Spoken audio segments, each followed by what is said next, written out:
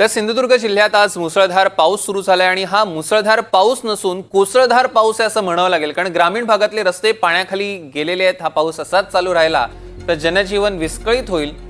आज साधारण प्रचंड पाऊस झालाय। हवामान खात्यानं रेड अलर्ट जारी केलाय। कोणीही पाण्यात उतरण्याचं धाडस करू नये असं आवाहन आपत्ती व्यवस्थापन विभागानं केलेलं आहे।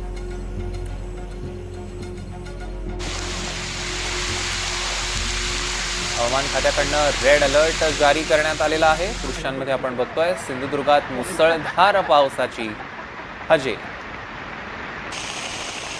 याच पावसासंदर्भातला आढावा घेतलाय आमच्या प्रतिनिधी।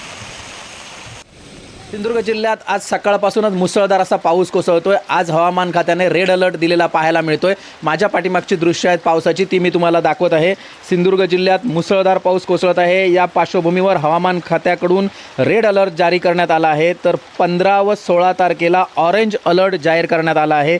दरम्यान या काळात जिल्ह्यातील नागरिकांनी योग्य ती काळजी घ्यावी असे आवाहन जिल्हा प्रशासनाकडून करण्यात आलेले आहे।